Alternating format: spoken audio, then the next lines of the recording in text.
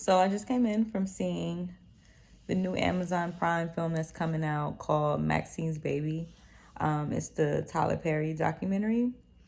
Um, and I wanted to come on and just like do a quick video to tap in and just tell you about this movie that I just saw because I'm really, really inspired by this film.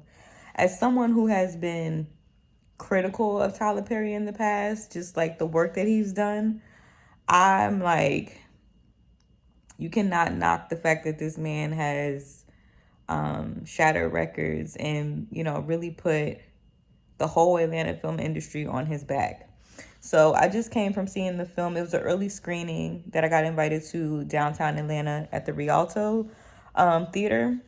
And I didn't know what to expect. I didn't know if it was like a film done by Tyler Perry, but it was actually done by his partner. I don't know her name, but she co-directed it along with another young man who had been working with Tyler Perry for a long time.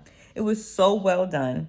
So well done. Such a strong documentary kind of diving into Tyler Perry, the man behind the Mogul, and kind of combing into his childhood, his history, his upbringing, and just how he's grown this now $1 billion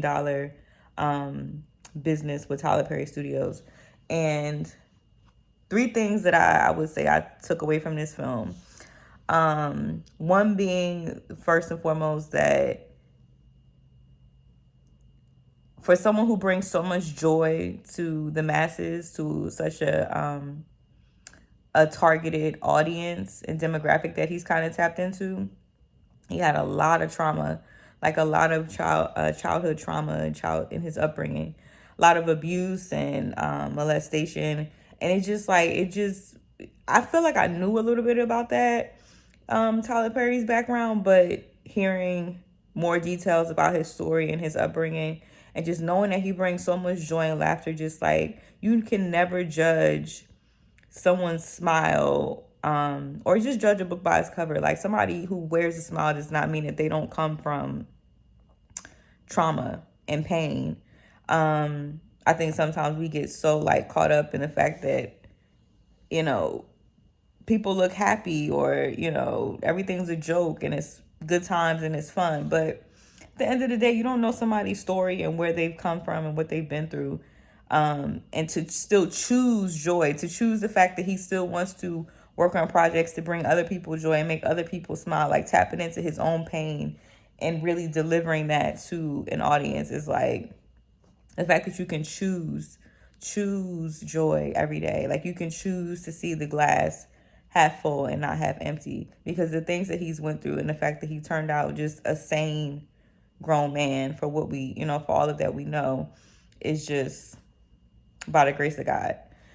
That's one thing. Another thing was, talk about mogul, man. Like, Tyler Perry really, you can't tell me that man ain't blessed. First of all, did y'all know Tyler Perry Studios, like, he had built, of course it's on the Fort McPherson, used to be a Confederate Army base. But he put Bibles underneath, like, in the ground before they laid down the concrete and everything. His Bibles all up and through on the ground. And I just thought that was just so, like, I don't know. I was in awe with that. I forgot what my whole point two was. What was my point two? Come on, Mercedes, pull it together. I'm sorry, y'all. I'm tired. First of all, it's like 9:45, and Grandmama Merck don't leave the house after 3 p.m. So this is, I'm in the house by 3. So I'm pulling it together for you, though. Point number 2, mogul status. Watching the footage of like him breaking ground on Tyler Perry Studios and building that studio up and naming all these sound stages after, prominent African American Black actors, and just like people like Whoopi Goldberg, Sidney Poitier, Denzel Washington, Ossie Davis, and Ruby Dee. Like, when I say I wasn't a crybaby, but I was crying in there, because it's just so many moments in this film where you're like, I cannot believe, from where he came from, hearing his story, and to see what this man has done is like he on some Walt Disney type stuff. Like Kanye be saying that he Walt Disney. Let me tell you something. Tyler Perry is on some Walt Disney, just he is the legacy that he's building. Give that man his flowers, okay? And point number 3, I love the fact that the name of the film is called Maxine's Baby because he's paying homage to his mother, his late mother, who at the end of the day, he literally, like, when you all strip it down back to bare bones, Tyler Perry says, like, I'm Maxine's baby. I thought that was so grounded. I know my mom would be all in my ear, like, she waiting for the day for me to be the next Tyler Perry so she could be chilling in her house somewhere getting an allowance monthly. And I'm just inspired. I'm so inspired. Like I said, I've been critical of his work in the past, his films and television shows and all that. But he's working at such a fast pace, and I almost feel like he's working at such a fast pace because he's working in a purpose kind of way. You know what I'm saying? Like, he just got ideas and he's just trying to get it out. He's just getting it out. Like an artist almost being really abstract, like just throwing paint, throwing Velcro, throwing a ball at a Velcro wall. You know what I'm saying? And just serving his audience. And guess what? His audience is happy.